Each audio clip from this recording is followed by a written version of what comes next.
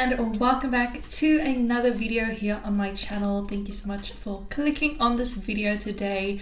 My name is Sim and I'm a South African that currently lives in Scotland in the UK. So last week I posted a video here on my channel of the 10 things that I miss about South Africa.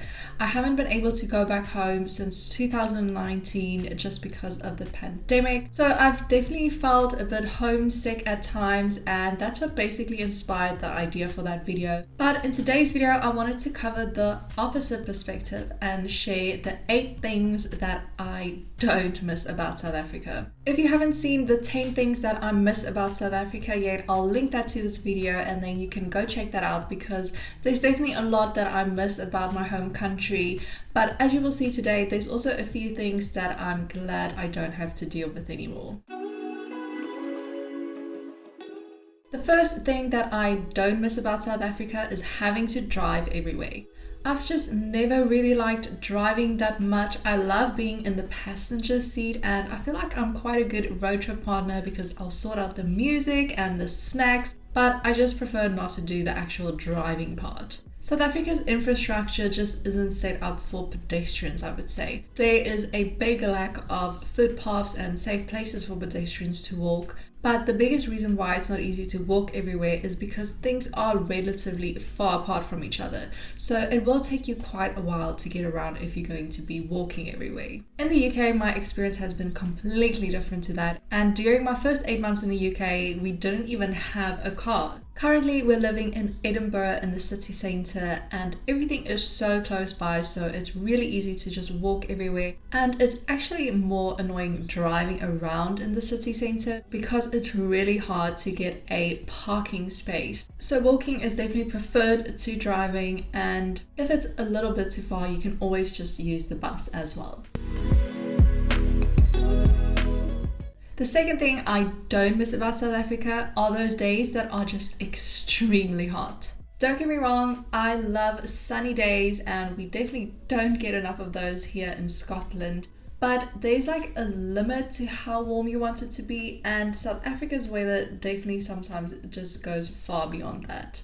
I have quite a few memories of days out with my friends at like festivals and markets where it was just incredibly hot, and in that moment you just feel so uncomfortable. Your whole body is sweating, you don't want to move, there's no shade to hide under, and you literally can't wear less clothes than you already have on. And weather like that just makes me feel very frustrated and like I just don't want to do anything. It just makes me feel annoyed and lazy basically. On the other hand, I'm now wishing for days that are above 20 degrees, but I think I still prefer the chilly weather to the incredibly hot days, because if it's cold you can always just add more layers, but if it's hot there's only so much you can do.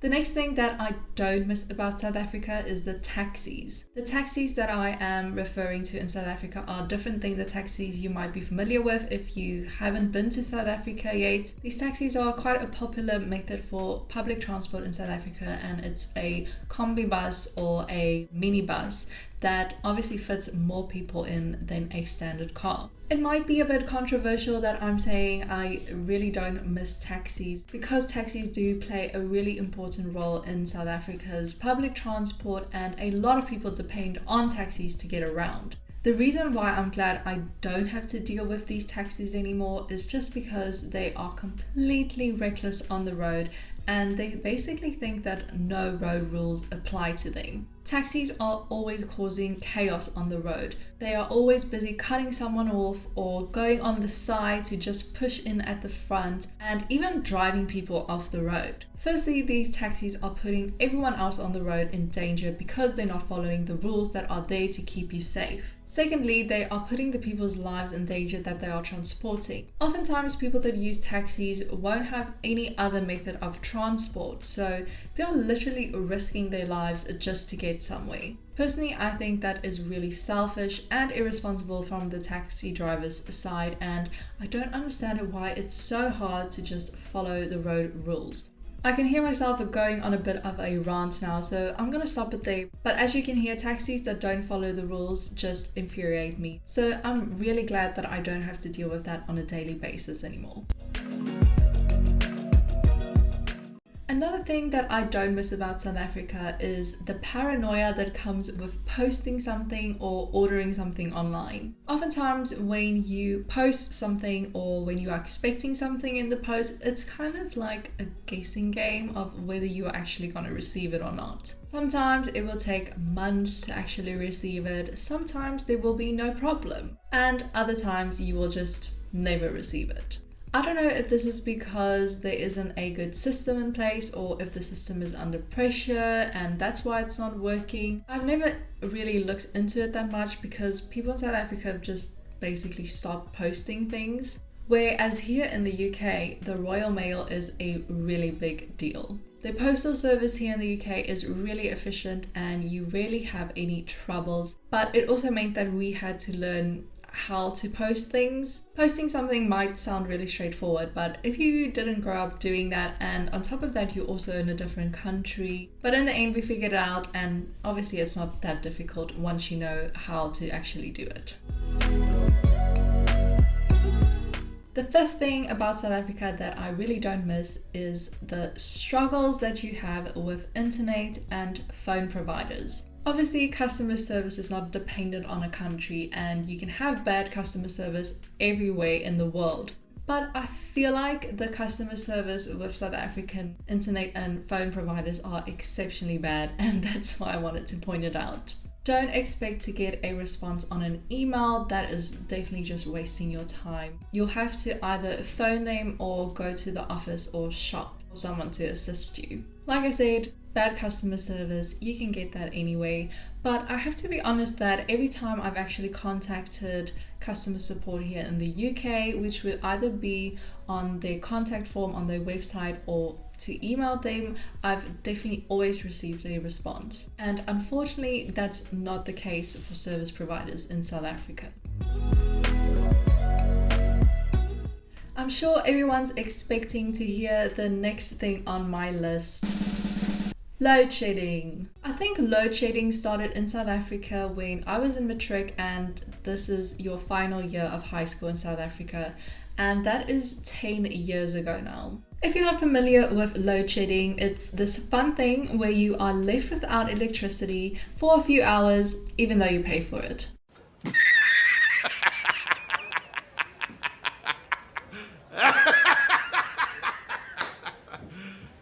You serious? Basically, South Africa doesn't have the resources to continuously provide the country with electricity. It goes through phases, so at some points there will be load shedding and then at other points there won't be. There are also different levels of load shedding, so similar to lockdown levels, but instead of not being able to go outside, you just won't be able to do anything that requires electricity. Sometimes during load shedding, your area will just have load shedding even though the schedule doesn't say it's supposed to be load shedding at that point. So that's always a nice surprise, not knowing when you're not going to have electricity. But there are also some days where you expect to have load shedding and then the power doesn't actually go off. So that is actually a nice surprise. The second last thing that I don't miss about South Africa are all the weird bugs. South Africa's nature is amazing and definitely one of its best qualities. But with more nature and nicer weather comes more bugs. I'm just a very squeamish person when it comes to bugs, and you get some weird stuff in South Africa, like the Parktown prawn. That thing looks like a mutant bug. I also have this unexplainable fear of moths, and I just freak out when a moth is flying towards me. I don't know if it's because you spend more time outdoors in South Africa or if there's just not as many bugs here in the UK, but I certainly haven't really seen that many bugs. When we lived in Oxford in England, we had a bit of a spider problem, but now that we live in Edinburgh in the city, I've probably seen like 3 spiders. Thinking about it now, I can't really remember the last time I saw a moth in the UK. I don't know if I have seen a moth in the UK, where in South Africa it was definitely a daily occurrence and fear in my life. The 8th and last thing that I don't miss about South Africa is all the safety issues. For those that want to say that crime is everywhere in the world, yes, you are correct, but the frequency of crime in South Africa is definitely a lot higher than here in the UK. It is really unfortunate. But the truth is that whenever I went out in South Africa, I was always very anxious about keeping an eye on my things, constantly holding my handbag, constantly checking if everything was still actually in my handbag. When you're driving around, it's also quite a stressful experience, especially at night and when you have to stop at a red traffic light, because that's when you are easy target for a hijacking. I'm not just saying that crime is an issue in South Africa because that's what everyone says. I've actually experienced that crime, and I've had 2 cars stolen, multiple phones stolen, and I've been in attempted hijacking. Whereas here in the UK, I have literally never even felt unsafe walking somewhere, even if it's in the dark. Does that mean I'm not going to be vigilant and not look after my things? Definitely not. Of course, crime still exists in the UK and in every single country. But it's a relief not to have to stress and get up every time you hear a weird noise at night in the house, or feeling panicked when you have to stop at a red traffic light. That covers all 8 things that I don't miss about South Africa. I think in the end, every single country and every situation that you find yourself in will have its pros and its cons. And the most important is to focus on the positive things and embrace those and appreciate those. And the negative things that you can fix, try to fix them. And the negative things that you can't do anything about, find a way to accept it. If you want to see more of my videos, please remember to subscribe to my channel. Thanks again for watching, and then I'll see you guys in my next video.